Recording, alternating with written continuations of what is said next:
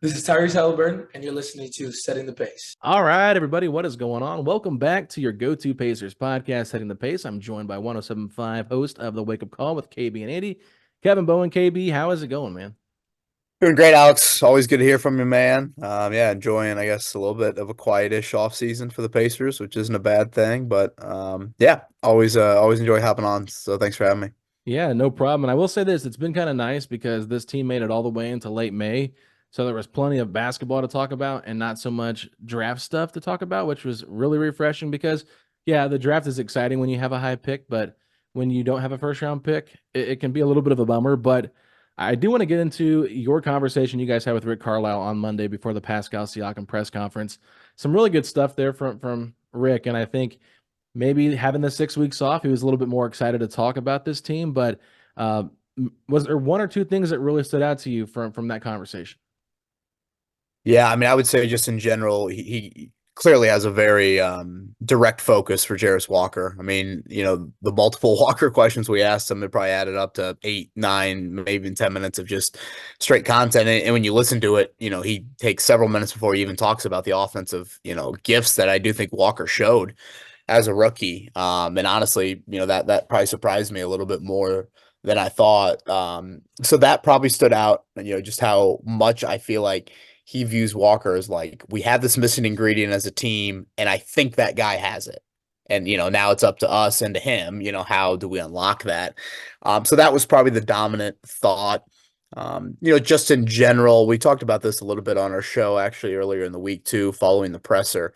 When Kevin Pritchard a few years ago mentioned like we need to make sure that we make these stars feel welcomed in Indy and feel like, not only the St. Vincent Center and a great training staff, we've got more to offer just because the canal ain't, the Atlantic Ocean or the Pacific Ocean. And, certainly the nightlife isn't going to win any awards, but, they have, I think, done that. And you watch Siakam's emotion, during the press earlier this week, and it takes the right type of person, I think, to appreciate that. But at the time when Kevin said that a few years ago, I kind of thought it was just, I thought it sounded good, and I wasn't sure what substance was behind it, but whether it's bringing Bennedict Mathurin's mom in to cook a Haitian meal for all of his teammates, or doing the mom road trips they occasionally do during the season, I just think all of that stuff kind of adds up. So that stood out. I hope I'm not forgetting anything, but I guess probably the last point is just kind of out of the blue, he brought up Johnny Furphy as 14 on the draft board. And I know that, common, that's kind of, when you get draft time, it's like, yeah, we thought about trading into round one, but it's like, okay, give me more details behind that because the draft is such, I mean, hypotheticals all over the board. But, Furphy at 14 obviously is really, really high praise. I thought Jannero Pargo had an interesting comp today that I know you pointed out and referencing Lauri Markkanen a little bit, just, how he shoots it and how he moves.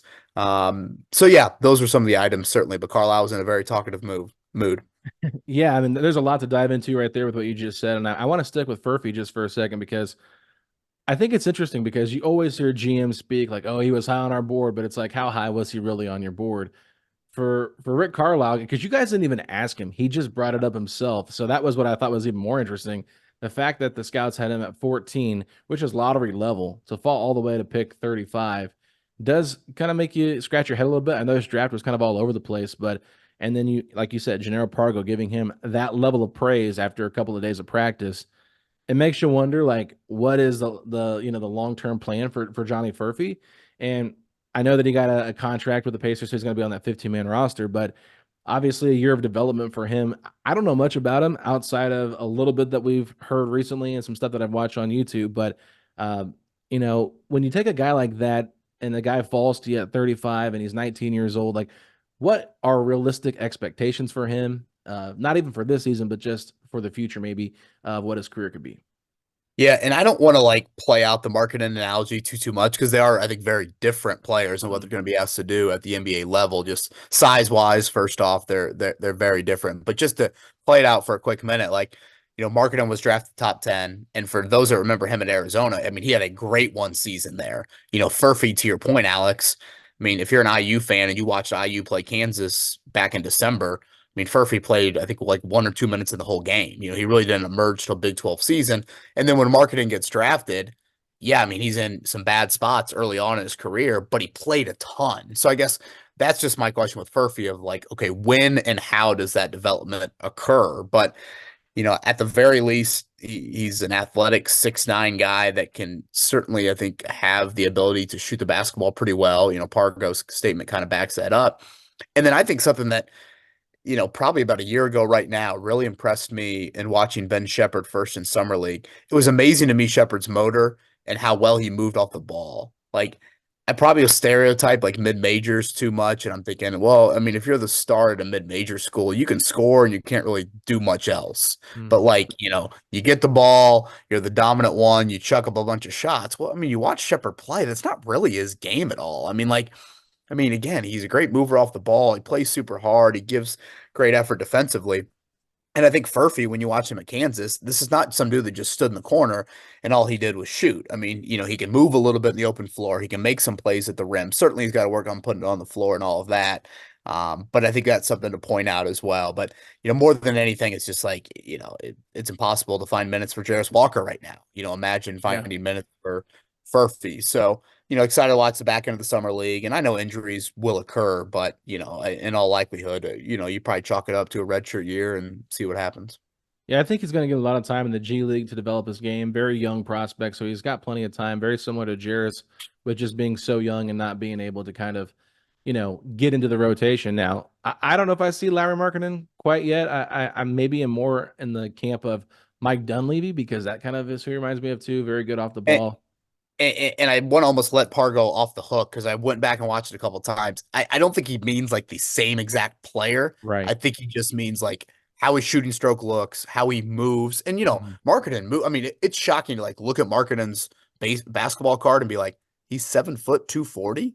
Yeah. I mean, like, he moves very well. So, just to, I'm going to do this on the radio show tomorrow morning. So I want to make sure that, Pargo wasn't labeling him as, he's going to be Markkinen tomorrow. But, again, how he looks shooting it and how he moves, that's, I think, where that comp was. Yeah, I mean, I already saw people on Twitter saying we don't need to trade for Markkinen. We already got our Markkinen here. And I'm like, okay, let's do that, because we just did a podcast a couple days ago talking about the pros and cons of trading for Larry Markkinen. And one of the comps that I made was just like his career path is kind of similar to Victor Oladipo because he was with, Chicago, got traded to Cleveland for a year, and then in a big trade to get Donovan Mitchell, they traded him to Utah, becomes an all-star in 2023 or 2022, 2023. And in that first year there, he was the only player in NBA history to have 200 made threes and 100 made dunks in a season. So I'm like, that's pretty impressive. And I know Oladipo's first year in Indiana was really impressive, and it kind of took him a couple of different turns to figure things out. But, going back, though, just to this draft, I kind of want to wrap this conversation up with the draft stuff. Tristan Newton, a guy from UConn, very, very, skilled college player that had a lot of success. It seems like Indiana's been kind of targeting those type of players, especially at programs that have been pretty big recently. So I don't really know what his role is going to be. I'm assuming he's going to get a 2-way contract, but curious your thoughts on that pickup. Yeah, I mean, certainly. I'll just add one more thing on Furphy. I saw somebody comp, Cam Johnson as a possible like NBA comp, and that one makes a little bit more sense to me, just size-wise and all of that. As far as Newton, obviously watching him a ton, Big East, and certainly those tournament runs. I mean, it reminds me so much of Nemhard, just from a poise standpoint, I'd say more than anything. There's just something about guys like that when they get the ball, and Newton made some big plays, late clock, late game for UConn as well. And obviously Nemhard has had a moment or two, certainly here in his NBA career. There's just something about that demeanor that you just can't teach. And some guys, again, their temperature, their blood pressure maybe doesn't rise that much in those moments. And it's very rare. But when you have it, I think you can find something. So, it's a great problem to have. But to your point, where in the world do you find minutes? I don't know if Chad said it with you guys or with, maybe it was even us a couple of weeks ago right after the draft. But, when you play multiple guard positions over 82 games, inevitably there's probably gonna be a night where Newton's needed for a dozen minutes. That's just kind of how injuries can occur. But, again, consistently, it's probably going to take some sort of big trade-ish situation for him to carve out a 9th, 10th man role, here in his early years. But, in round 2, I'm totally good with taking a shot like this. I would have liked to have probably seen some sort of international draft and stash, Furphy calling him that, I think, is a little bit of a slap in the face at him. Mm.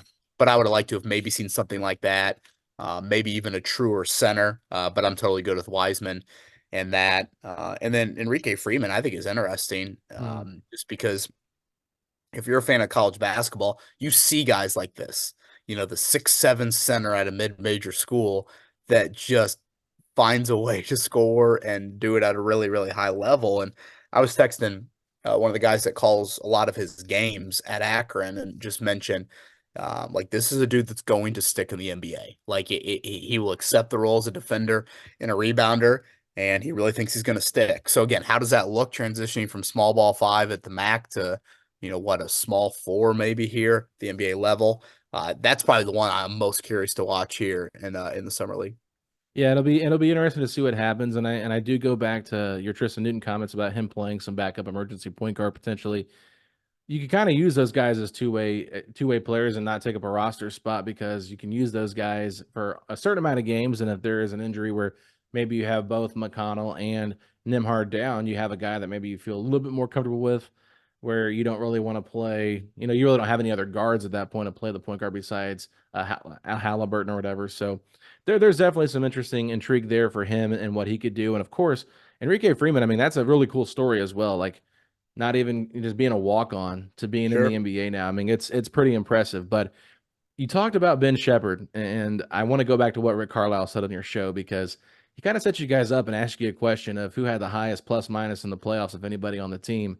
And surprisingly, it was Ben Sheppard. And I think Ben Sheppard is one of these players that he does a lot of good things well. And he might not be a star, but he definitely embraces his role. And kind of, you don't want to put the two against each other, but it kind of feels like they might have to be. Him versus Jarace, it kind of seems like those are the two guys battling for that last spot on the wing in the rotation, because you feel like Neesmith and Nimhard probably still start, and then Mathurin, of course, probably re-gets his spot as the backup 2. Now, who's your backup 3 with them bringing back Obi Toppin? And to me, it seems like the way Carlisle was speaking so highly of Sheppard, it does make you wonder, is there going to be a chance for Jarace really to crack into the rotation, especially if Sheppard doesn't lose that spot? So I'm just kind of curious, your thoughts on that position battle. Well, first off, that's another thing that stood out to me. I mean, listening to Rick Carlisle talk about Ben Sheppard, I mean, it's a proud father talking about his son almost. I mean, it was, really effusive in his praise. And, even Gennaro Pargo slid in a comment this week talking about Enrique Freeman of, like, he's a bigger Ben Sheppard. And I kind of walked away from hearing that, like, okay, that resonates with me. Like, we know how the staff views Ben Sheppard. That's a big compliment. So again, I'll be curious, more onto the old Freeman file, if you will.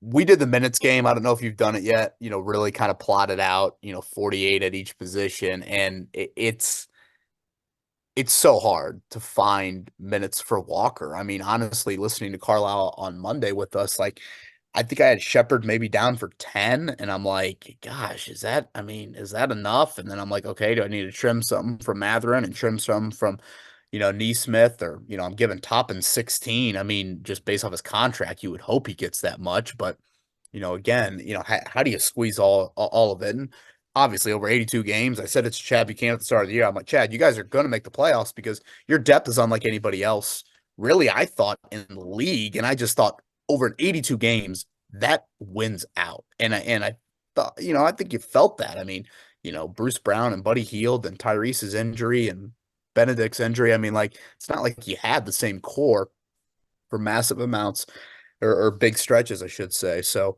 yeah, I mean, Sheppard's one that, you look over the next couple, days in summer league, it's like, I'd love to see him be selfish. I'd love to see, what I'm looking for out of him versus Walker, two totally different things. For Walker, it's you're going to have to really hunt a box score to truly find, I think, the real impact of what the staff wants. They want the dirty work. They want some of the forceful stuff. Again, you might not see it crystal clear in a box score. Whereas with Sheppard, I'd love to see him take on, Belmont Conference tournament type of mindset of, hey, here I am as a senior. We got to get the NCAA tournament. And just see if he can be more of, a guy that gets more scoring confidence, because for how well he played in the playoffs, he shot it horribly in the conference finals. It's pretty amazing that he still had that plus minus. So, again, can he become more of a consistent offensive guy for you? Because he brings, I think, a lot to the table that clearly the staff likes. Yeah, it's really interesting because I like Ben Sheppard a lot, and I feel like he just impressed me all last season with what he was able to do as a rookie. The defensive thing is where he's really going to get his get his playing time from, is just because of how well he defends. And for Carlisle to say, yeah, him, Neesmith, and Nemhard are probably our three best defenders on our team, that's going to be hard to crack into that rotation if you're Jarace Walker. But then again, Carlisle said he could be our missing piece. So it's one of those things where it's like, okay, you like what you have and Ben Sheppard, but is his ceiling a little, quite a bit lower than what Jarace Walker's is? And then does maybe that impact Neesmith and what his role is? Because you go back 2 years ago, and I always go back to this, Kevin Pritchard said at a press conference, like, we got to figure out if Aaron Neesmith is a starter or if he's more of a bench guy. And then they make the moves last year to bring in Bruce Brown. They obviously still had Buddy Hield and Mathurin. They gave him the starting spot at the 3. So they didn't even start Neesmith last year at the 3 until he earned it because their defense was so bad. So it kind of makes you wonder, because they're not paying him like he's a starter. They're paying him like he's a bench guy. Makes you wonder if maybe he's someone that they could look at to say, maybe you're more of a bench guy than you are a starter. Maybe we got to figure things out here. But I just, they kind of have a problem here with the rotation, and it's a good problem to have. But at the end of the day, a problem is still a problem. Sure. And, it's kind of funny when you look at some of these things, like, how they're paying and just how the contracts work out, just with Neesmith or Nemhard or, varying degrees, Sheppard and Walker.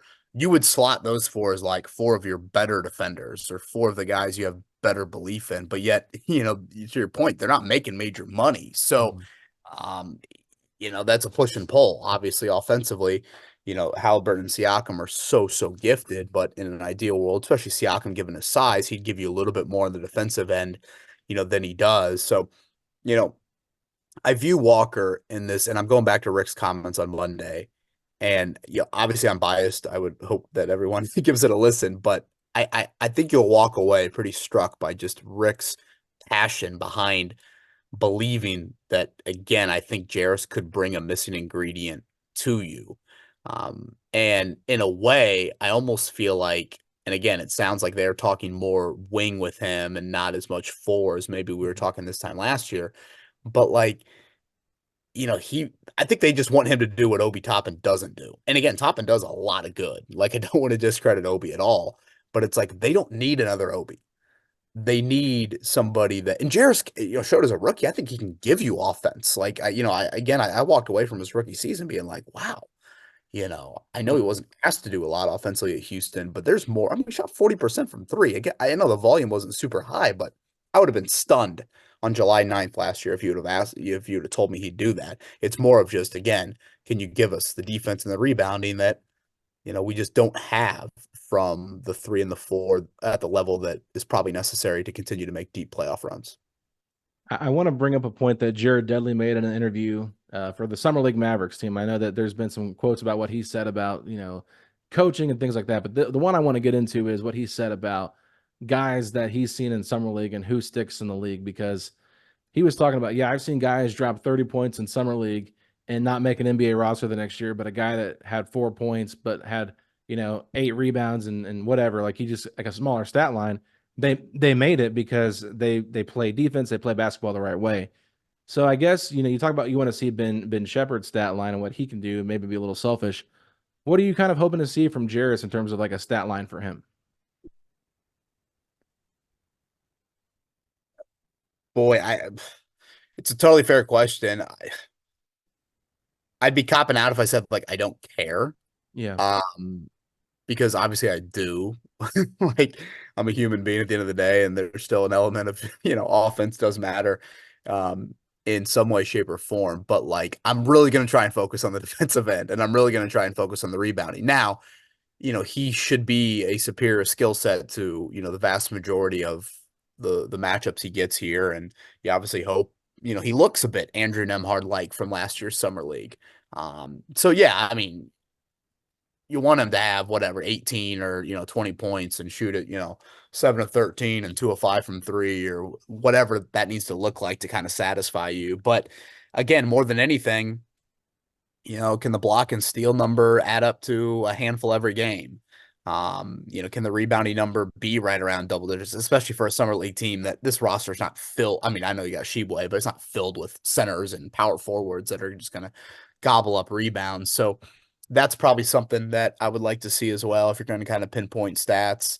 Defending without fouling, I think is, something that would be, again, a little bit of a box score thing you could look at. But yeah, I think in an ideal world, he'd give you 2 to 3 games. He'd show you what you need to. And, I think he walks into training camp with just the coaches thinking, how do we get him minutes? Can he create that thought in their mindset? Because again, when you do the math, it's very difficult to find it. Yeah, he kind of needs to do what Jalen Smith did last year, and that's kind of, the guy on the outside of the rotation that earned his way in during preseason because he just outplayed Isaiah Jackson. I mean, maybe he does that, and it's Ben Sheppard that ends up losing the minutes. And, you don't want to see Ben Sheppard lose minutes, but I think everybody would say the ceiling is higher for Jarace, and I think more fans would be okay with that. But it does feel like at some point they're going to have to make some type of consolidation trade just because there's too many guys that aren't getting enough minutes. And, you guys talked about how you guys went through the minutes of the rotation and how hard it is and difficult it is to find those minutes for everybody to get like a good opportunity to showcase what they can do. So I totally get it. It's going to be a bit of a problem, but I want to go to what Kevin Pritchard said in that press conference because we don't get to hear from KP very often. Chad usually handles most of the, trade deadline pressers, end of season pressers now, but they allowed Kevin to talk with the Siakam re-signing, which was a great move for Indiana. But what he said about we've had a lot of turnover the last few years. I feel like the internal growth from this team this year is what is going to help us take that next step where you're seeing, he said every year the league gets better. And I think he referenced a Kelly Kroskoff quote, like you're either getting better, or you're getting worse. And I thought that was interesting. I like listening to KP talk because, essentially he is the decision maker, and his thought process on not really changing the roster up too much and trying to have some continuity going into training camp. What do you think about that approach, and do you agree with it? I really stress those first couple weeks after the season to keep the phone lines open, and I don't think this is a run it back like the negative stereotype that can often follow run it backs. I think when you hear run it backs, you think, oh my, it's an aging group. You're holding on to it for one more year. Hey, Turner Sabonis, we really believe in it. This is going to be the year for it. It's just kind of like, yeah, no. And I get it. People in positions of authority, they want to believe in what they believed in. And so, credit to Kevin Pritchard for finally realizing enough was enough in that previous era and to move on. But I get why the Pacers have done it. Again, I wanted them to be open-minded. I wanted to see if something could, whatever, you peel behind the curtain and something you don't expect to be there is there. Now, this offseason, I think, has been very un-NBA-like. I don't think we've had the amount of dominoes, the big dominoes that we usually have. I'm very bullish on Tyrese Halliburton's ability to attract. And so I always, just because it's not obvious to us right now what that looks like, I still think he's that magnetic of a personality, to steal a phrase from Kevin Pritchard, and that magnetic of a player on the court to be able to, give you something there to be attractive. I hear them talk about defense, and it sounds a little wishful thinking. Everybody, let's all hold hands and let's all grab one more rebound. Let's all hold it. And it's just like, well, yeah, but like, I mean, this is the National Basketball Association. Like, Yeah. At the end of the day, there's a level of, athleticism and scheme that you just have to have. So that is where I do have the question. And I mean, I think New York deserves to be on a tier that's above Indiana right now. And I know some might push back on that, but I am a fan of what the Knicks have right now. I don't know if I can say that about Philly. Find me at game 82 to 92 and what does their health look like. But, again, we did another exercise of just you go through the East 1 to 8. I think I did it with you, actually, now that I think about it. Yeah, I mean, when I had you rattle off the 8 teams in the East, or maybe I rattled them off and asked you to slot them, I mean, they're having similar conversations, maybe not to this level, but like, I mean, Milwaukee's going to be pissed if they're not in the final 2 next year in the East. Cleveland's going to have some look in the mirror moments if they're not making any sort of playoff noise.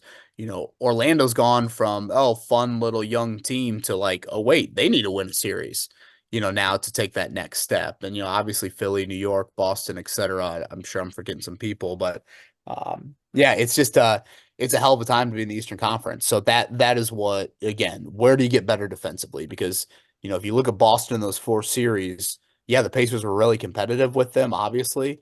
But if you look at Boston's offensive numbers against Indiana versus everybody else, they clearly had their best offensive series against Indiana. So, where do you find that?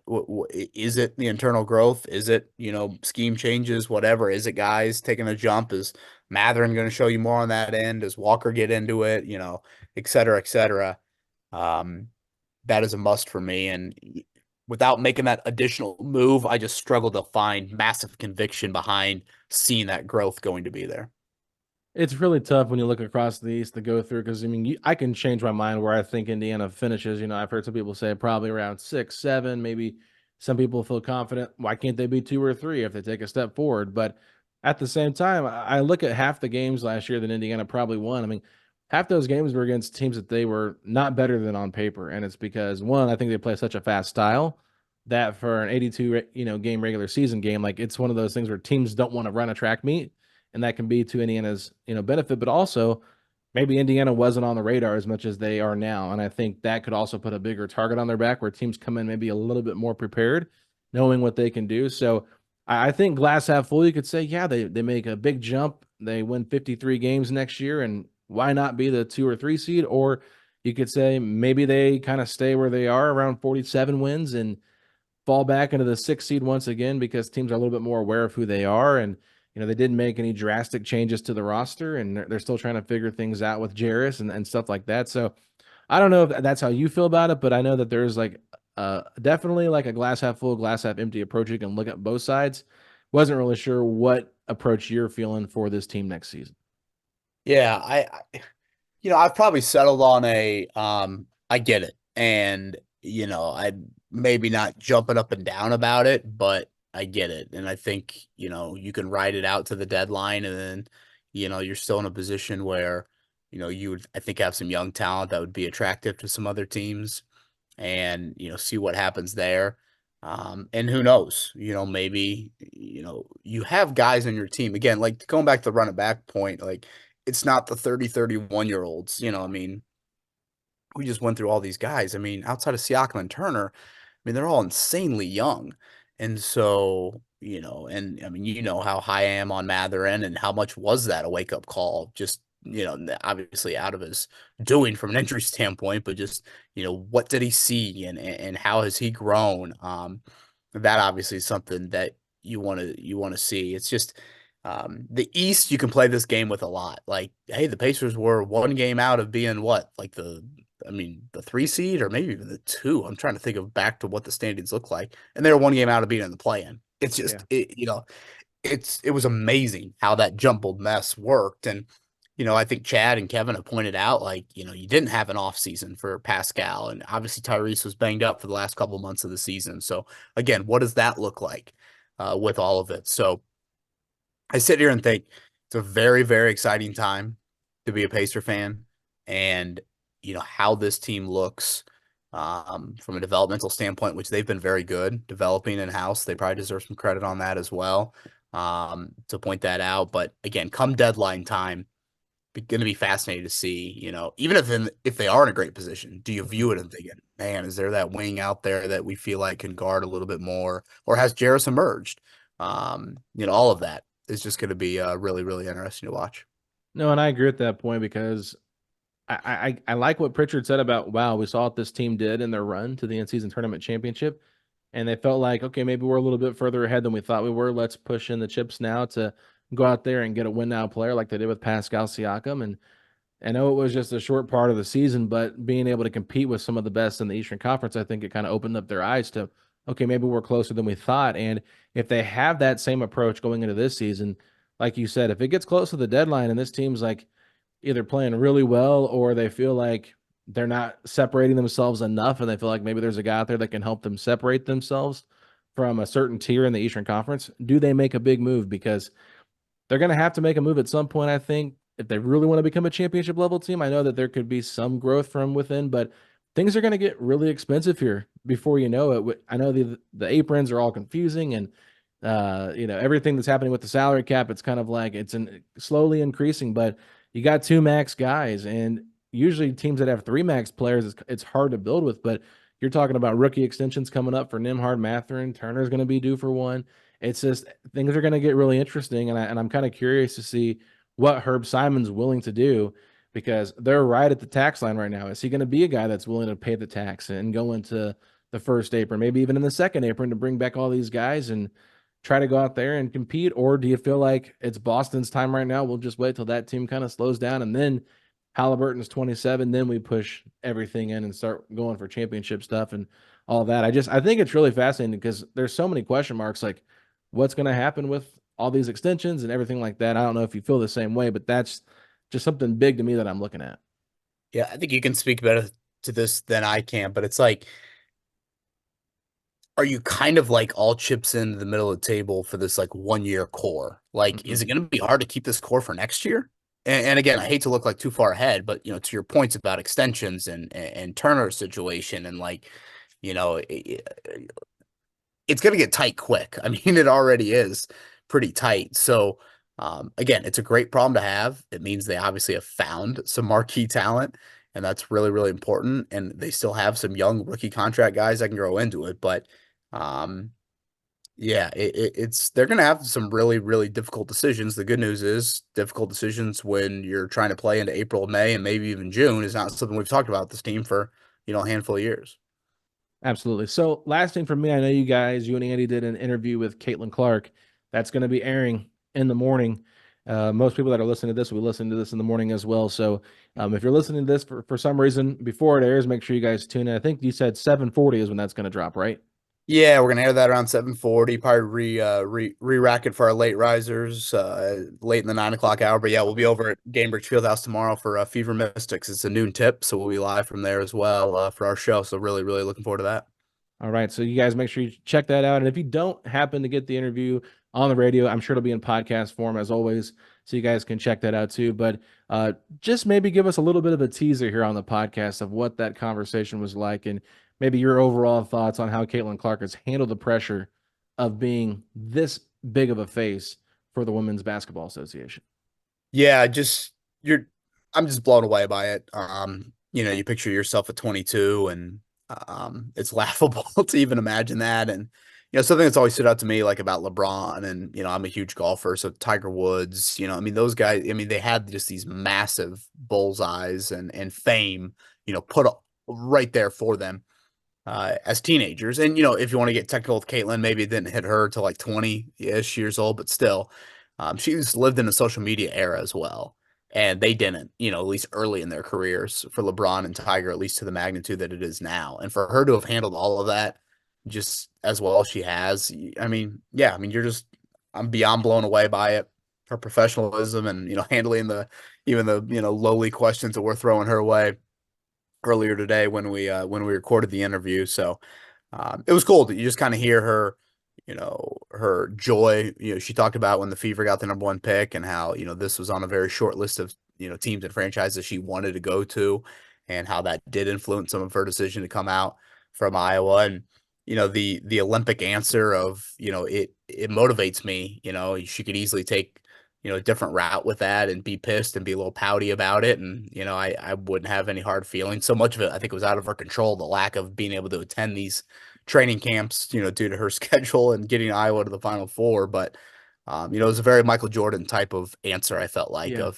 I'm picturing the meme of The Last Dance, that has become so iconic with MJ. So, it's pretty rare to find talent on the court match the talent off the court, but I think in her case, she's certainly a poster child. And selfishly, as someone with a young girl, for my daughter to have her in this market to look up to, couldn't be happier. Yeah, I mean, you talk about Anthony Richardson, Tyrese Halliburton, Caitlin Clark. I mean, Indiana sports is in really good hands with a lot of young, talented young people that get it. They get the bigger picture, and they understand the weight of being a franchise player and really being a game changer for their city and for their team. So I think it's great. Now, I said last question, but I do have one more just because I thought about it before we got on and I forgot to ask you. Bennedict Mathurin has been your guy since he got into the league, and I'm curious because you say build thy statue. You always say that, especially after big games, and it's funny to see the man crush you have on him. But I'm kind of curious. Do you remember the moment that it became official that this is my guy? Yeah, I actually do. It was late in their second round game against TCU in the tournament. I forget if it was a really close game, them and TCU, and he made some big time. I'd have to go back and kind of look at that a little bit more, but he made some really big time plays in that game. And we had talked. We still, I guess, talk a little bit about find the wing, and a little bit more into his story. And you're like, boy, I feel like this guy's wired. Of like, you know, I think we were still in the kind of the raw, scared moment, in this Pacers market of like the star's just gonna burn you, and it's like, boy, Mathurin is not wired like that at all. I Yeah. mean, he's unfortunately he's dealt with family tragedy and, had to move to an entirely different country, for high school. And then, you watch him play at Arizona. I'm like, that dude just looks mean. I mean, he just looks mean out there. Mhm. So the more I watched him kind of operate, the more I was like, wow, there seems to be a little bit more here than just, obviously a talented player on the floor. So yeah, I would say specifically it was probably, I'm not staying up too late to watch a whole lot of Pac-12 after dark, but certainly it was that second round game, which if I remember correctly, was kind of a late start. Was that Arizona TCU game is where I really, really kind of fell in love, if you will. Yeah, that dunk that he had, I forget who it was over, but it was insane. I remember that going crazy, and the reaction that he had after it was almost Russell Westbrook-esque in terms of just like the passion he was playing with. And I'll say this, like his end of season press conference when he talked about all the people that have said negative things about him and how he keeps receipts on everything, and now he's got this new haircut. It seems like there's like a little bit more of an edge to Bennedict Mathurin. I think that while I didn't want to see him get injured and not play in the playoffs, I think that maybe there is a little bit of a glass half full here with me in terms of like maybe he learned quite a bit from being able to sit out and see things from a different perspective, and it'll help him grow and fit this team a little bit more with what he needs to do. And I think Chad Buchanan said it perfectly on our podcast. Like, Ben realizes he needs to be a better playmaker and be more than just a scorer to really fit into what our offense is. And I think if he can understand that and get that, like, the sky's the limit for him. But if he doesn't, then I feel like he's always going to be a bit limited. But I'm excited to see what year 3 looks like for Bennedict, because it seems like he is really excited. And maybe if you guys can get him on the show before the season starts, maybe he'll bring you some baked goods in, because we've Yeah. had, Nimhard, Neesmith, and Buchanan all mentioned 3 different type of baked goods that he made that they were like, that's my favorite Bennedict Mathurin baked good. So, maybe he's got a calling there if basketball doesn't work out for the long haul. Well, dad life has certainly increased the belly for old Kevin Bowen, so I think some Benedict Mathurin baked goods would enhance that as well. The last thing I'll say on Mathurin, I was really struck by his end of the season press conference, and their words, but with Mathurin right now, it's all unfortunately we have to go off of. But there was some humility in there that, humility's still at the edge. He pointed to Dustin DePerick at one point during the press conference about, him tweeting about his defense or whatever it was. So like, you're never going to take that away, and honestly, you don't want to. But again, humility of just being able to see the full picture of like, okay, this is what I can be, this is where I need to help out, all of that. I was pretty struck by that. Now, again, turning it into action is a different story, but still, that's something that stood out to me. And I, like you, it sounds like are going to be pretty locked into seeing what year 3 looks like. Yeah, I think one of his last liked tweets was actually when we had David Thorpe on our podcast, and David Thorpe said, "Oh, Bennedict Mathurin's not a good defender. They're much better without Mathurin on the floor." And I clipped that because he was talking about that, and then praised Nimhard on the other end. And I was like laughing when I saw that Mathurin liked my tweet, and I was like, "Oh, this is interesting." So he's definitely paying attention to what people are saying about him, which is good, because anything that motivates these guys, I'm cool with it. And if it's people coming on our podcast and saying things that aren't always rosy and exciting, hey, and we can clip it and make them happy or make them motivated, I'm all for it. But KB, I really do appreciate your time. It's been a lot of fun chatting with you. And, anytime you guys want me on the show, I've always had a great time chatting with you and Andy. It's been a lot of fun just covering this team this year, but looking forward to next season and what they can build off of after this great year. So anything you want to plug before I let you go? No, I mean, like you said, hopefully everyone check out the Caitlin Clark interview. If you missed Rick Carlisle earlier in the week with us, yeah, Wake Up Call, KB and Andy, and that's the podcast where you can find it. And many times when you come on, Alex, we get plenty of compliments about your work that I probably should share more with you. So there's a reason why we keep on asking to come back on. So we always appreciate you carving out, 15-ish minutes every couple of weeks with us. So thank you for doing that. Absolutely, man. Everybody, make sure you guys give KB a follow on Twitter if you aren't already, and we'll be back later this week talking all things Pacers. Hope you all have a good one. We'll see you.